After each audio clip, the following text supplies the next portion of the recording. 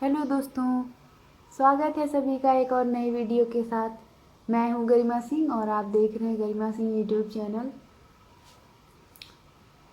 मैंने lesson plan बनाया हुआ है जो कि कक्षा 6 के लिए हिंदी विषय का है, कबीरदास टॉपिक है। तो चलिए स्टार्ट करते हैं। सबसे पहले पाठ्य योजना क्रमांक डालेंगे कि कौन सा पाठ्य योजना है। उसके बाद विद्यालय का नाम जहाँ पे आपका टीचिंग होगा, दिनांक जिस डेट पे आपका टीचिंग रहेगा, कक्षा 6 की है, सेक्शन अपने अकॉर्डिंग जो भी मिलेगा आप वो डालेंगे। विषय हिंदी है, चक्र मीन्स पीरियड 3rd है, तो आपका जो हो वो डालिए। 35 मिनट अवधि है और टॉपिक है हमारा कबीरदास। क्रम संख्या एक साइड रहेगा और एक साइड रहेगा सामान्य उद्देश्य। क्रम संख्या में पहला है छात्रों में कल्पना एवं तर्क शक्ति का विकास करना। दूसरा है छात्रों में वर्णों, शब्दों, वाक्यों के उच्चारण में शुद्धता उत्पन्न करना। तीसरा है छात्रों के विचारों, शब्दों, रूढ़ोक्तियों, लोकोक्तियों, मुहावरों एवं सूक्तियों के कोश का क्रमशः विस्तार करना। चौथा है छात्रों के चिंतन में क्रमशः क्रमबद्धता, स्पष्टता एवं संगतता उत्पन्न करना। पांचवा है वाक्यों में प्रयुक्त शब्द रूपों की शुद्धता और अशुद्धता की जांच हेतु वस्तुरोचित योग्यता उत्पन्न करना। छठा है छात्रों की मौलिक और सुंदर गद्यात्मक उदाहरणों के संकलन की प्रेरणा देना। सातवां है विविध लेखन शैलियों के विकास में अनेक सहायता करना। आठवां है छात्रों में लिखित एवं मौखिक रूप से भाषा व्यक्त करने की क्षमता उत्पन्न करना। नौवां है छात्रों में राष्ट्रभाषा के प्रति प्रेम की भावना को विकसित करना। नेक्स्ट पेज है हमारा।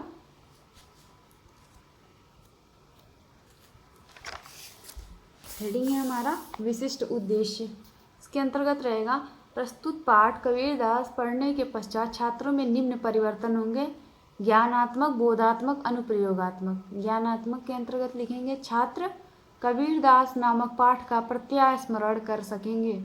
बोधात्मक के अंतर्गत छात्र कबीरदास नामक पाठ का व्याख्या कर सकेंगे। अनुप्रयोगात्मक के अंतर्गत रहेगा प्रस्तुत पाठ कबीरदास पठन के पश्चात छात्रों में निम्न परिवर्तन होंगे। अनुप्रयोगात्मक के अंतर्गत है सुनकर। छात्र कबीरदास पाठ का आदर्श वाचन के माध्यम से सुनकर वाक्यों में आए कठिन शब्द के अर्थ एवं भाव को ग्रहण कर सकेंगे। बी है बोलकर। छात्र पाठ से संबंधित प्रश्नों के उत्तर के माध्यम से बोलकर अपने विचारों को अभिव्यक्त कर सकेंगे। सी है लिखकर। छात्र गृह कार्य के माध्यम से लिखकर अध्ययन कौशल का विकास कर सकेंगे। नेक्स्ट है डी पढ़कर। छात्र सस्वर के माध्यम से पढ़कर शुद्ध उच्चारण के साथ पढ़ने की योग्यता को विकसित कर सकेंगे। नेक्स्ट पेज है अगला हेडिंग शिक्षण सहायक सामग्री। टीचिंग में जो भी आप यूज़ करेंगे चार्ट पेपर वगैरह वो यहाँ पे लिखाएगा। जैसे कि इसमें है शिक्षण सहायक सामग्री के अंतर्गत चाक डस्टर तो होगा ही। चाक डस्टर के अंतर्गत roller board, pointer, chart, model use करते हैं तो मॉडल यहाँ पे लिखेंगे। जो भी TLM यूज़ करेंगे वो यहाँ पे लिखेंगे। अगला हेडिंग है पूर्व ज्ञान। इसके अंतर्गत रहेगा बच्चे प्रमुख शब्दों के अर्थों की जानकारी रखते हैं। प्रस्तावना के प्रश्न है। एक साइड रहेगा क्रम संख्या, दूसरा छात्र अध्यापिका कथन, फिर छात्र कथन। तो पहला प्रश्न है बच्चों तुम्हारे देश का क्या नाम है? तो बच्चे जवाब देंगे भारत। दूसरा प्रश्न है भारत में कौन कौन से धर्मों के लोग रहते हैं? तो हिंदू, मुस्लिम, सिख, ईसाई, बौद्ध आदि। तीसरा प्रश्न है हिंदू मुस्लिम दोनों धर्मों के बीच क्या अंतर है? मुस्लिम धर्म में मूर्ति पूजा नहीं होती है, यही अंतर है। चौथा प्रश्न है उस संत का नाम बताओ जिसने मूर्ति पूजा के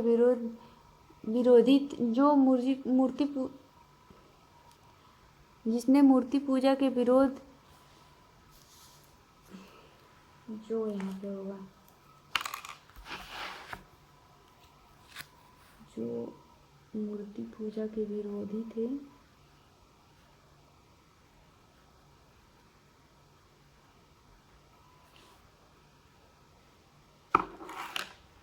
तथा वे हिंदू मुस्लिम दोनों को फटकार लगाई, तो वो थे कबीरदास जी। अगला हेडिंग है हमारा उद्देश्य कथन। उद्देश्य कथन के अंतर्गत रहेगा बच्चों आज हम लोग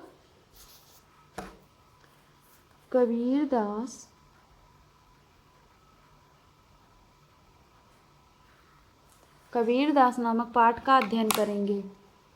तो प्रस्तुतिकरण में वो होता है जहाँ से जहाँ तक पढ़ाना होता है वो होता है, यहाँ पे लिखाता है। तो हम पढ़ेंगे दुर्बल को न आए फल होए।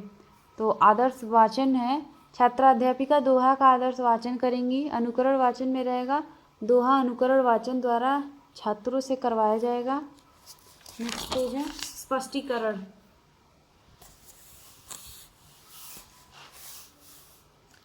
स्पष्टीकरण में है कबीरदास जी कहते हैं कि जो कमज़ोर हैं उनको सताना नहीं चाहिए। दुर्बल व्यक्ति की हाय बहुत शक्तिशाली होती है, जिसे मरे हुए पशु की सांस से लोहा भस्म हो जाता है। जैसे कि कबीरदास जी कहते हैं कि इसमें जो हम आपको कविता दिखा देते, दोहा दिखा देते हैं इसका, ठीक है।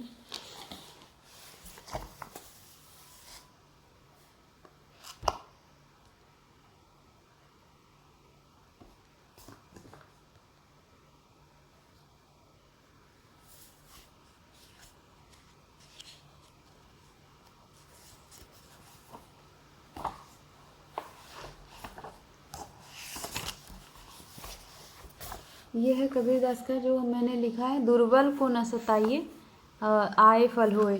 तो पहला है दुर्बल को न सताइए जाकी मोटी हाय, मुई खाल की श्वास सौ सार भस्म हो जाए। मधुर वचन है औषधि कटुक वचन है तीर, श्रवण द्वार है संचरे साले से कल शरीर। थर्ड है बुरा जो देखन में चला बुरा न मिलिया कोई, जो दिल खोजा आपनो मुस्सा बुरा न कोई। साधु ऐसा चाहिए जैसा धूप सुभाए, सार सार को गही रहे थोथा दे उड़ाए। धीरे धीरे रे मना धीरे धीरे धीरे सब कुछ होए, माटी सींचे सौ घड़ा रीतु आए फल होए। तो इसको हम देखेंगे। सबसे पहला है दुर्बल को न सताइए जाकी मोटी हाय, मुई खाल की श्वास सौ सार भस्म हो जाए। इसको देखेंगे इसका अर्थ स्पष्टीकरण द्वारा। कबीरदास जी कहते हैं कि जो कमज़ोर व्यक्ति हैं उनको सताना नहीं चाहिए, क्योंकि दुर्बल व्यक्ति की हाय जो होती है वो बहुत शक्तिशाली होती है। जैसे मरे हुए पशु की सांस से लोहा भस्म हो जाता है, वैसे ही उनकी बद्दुआ से व्यक्ति का अंत हो जाता है। वैसे ही उसकी बद्दुआ से व्यक्ति का अंत हो, अर्थात कमज़ोर को सताना नहीं चाहिए, उनका सम्मान करना चाहिए। इस लाइन में कबीरदास जी कहते हैं दुर्बल को न सताइए, जो कमज़ोर व्यक्ति हैं उन्हें परेशान ना करिए, उनको सताइए नहीं। जाकी मोटी हाय, उनकी जो हाय होती है वो बहुत शक्तिशाली होती है। जैसे मरी हुई खाल से मरी हुए पशु से की सांस से लोहा भस्म हो जाता है, वैसे ही जो कमज़ोर व्यक्ति होती है उनकी बद्दुआ से व्यक्ति का अंत हो जाता है। अर्थात हमें सताना नहीं चाहिए, उनका सम्मान करना चाहिए। सेकेंड वाला है मधुर वचन है औषधि कटुक वचन है तीर, श्रवण हर्ष द्वार है संचरे सालो सकल शरीर। तो इसको देखेंगे जो कि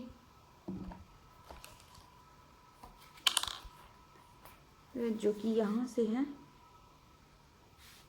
थर्ड यहाँ से है,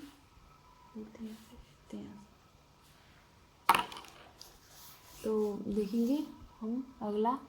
मधुर वचन है औषधि, मधुर जो वचन है, मीठी बोली जो होती है वो औषधि के समान होती है, वो दवा का काम करती है। अगर कोई आदमी आपसे प्यार से बात कर रहा है, आप परेशानी में है लेकिन आपका मन शांत हो जाएगा। कटुक वचन है तीर, जो कटुक वचन का अर्थ है कठोर, तीक्ष्ण वचन, जिस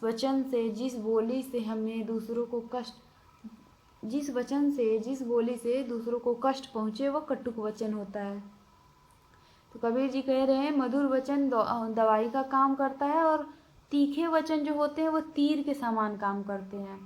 श्रवण द्वार है संचरे सालो सकल शरीर, जो रोग का निवारण करते हैं। कटुक वचन तीर की भांति हृदय को, ये इसमें जो है श्रवण द्वार हवे संचरे, श्रवण मतलब कान, कान से हम जो तीखे वचन होते हैं वो कान से होते हुए श्रवण करते हैं, और हमारे बोले हुए शब्द कान रूपी शरीर द्वारा, कान रूपी शरीर द्वार से शरीर रूपी घर में प्रवेश करके शरीर को प्रभावित करते हैं। अगला है हमारा, बुरा जो देखन में चला, बुरा न मिले कोई, जो दिल खोजा आपनो, मुझसा बुरा न कोई। तो इसमें कबीरदास जी कहते हैं कि जब मैंने संसार में बुराई को ढूंढा तो मुझे कहीं नहीं मिला, पर जब मैंने अपने मन के भीतर झांका तो मुझे खुद से बुरा इंसान नहीं दिखा। कबीरदास जी कहते हैं कि बुरा जो देखन में चला, जब मैं बुरा ढूंढने संसार में निकला तो मुझे कहीं नहीं मिला, लेकिन मैंने एक बार अपने अंदर भीतर अपने मन को में झांका तो पता चला कि मुझसे बुरा कोई इंसान ही नहीं है। अगला है, साधु ऐसा चाहिए जैसा सूप सुभाए, सार सार को गई रहे, थोथा हुए दे उड़ाए। कबीरदास जी कहते हैं कि सज्जन पुरुष का जीवन ऐसा होना चाहिए जिस प्रकार सूप का स्वभाव होता है। सूप अपने पास अच्छे अनाज को रखकर उसकी गंदगी साफ कर देता है, उसी प्रकार सज्जन लोगों को अपने अंदर अच्छाइयों को ग्रहण करके बुराइयों को दूर कर देना चाहिए। कबीरदास जी कहते हैं कि जैसे सूप, आपने देखा होगा कि सूप जिसमें अनाज को रख के फटक लगाया जाता है, उसमें फटक किया जाता है और उसमें जो अनाज, अच्छे अनाज होते हैं वो रुक जाते हैं, और जो पाई होता है, जैसे कि जो हल्का अनाज होता है, जो खराब होता है, भूसे होते हैं, वो बाहर निकल जाते हैं, उड़ जाते हैं। तो इसमें जो अच्छा है, अन्न है, वो हमारा रुक जाता है। वैसे ही सज्जन व्यक्ति को अपने अंदर बुराइयों को निकाल के अच्छाइयों को रखना चाहिए।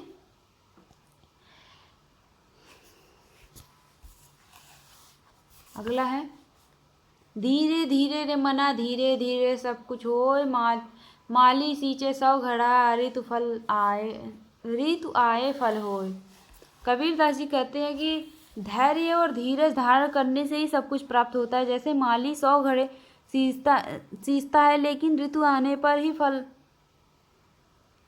लगते हैं, लेकिन ऐसा भी नहीं है कि वह अपने पानी देना ही छोड़ देता है। अर्थात मेहनत करते जाओ, उचित समय पर ईश्वर फल अवश्य देंगे। इसका अर्थ है कि आप अपने अंदर धीरज रखिए, धैर्य रखिए, क्योंकि समय ऐसा चक्र है जो कब पलट जाएगा पता नहीं।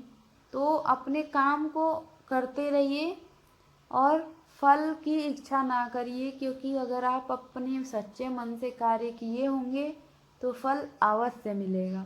तो कबीरदास जी कह रहे हैं कि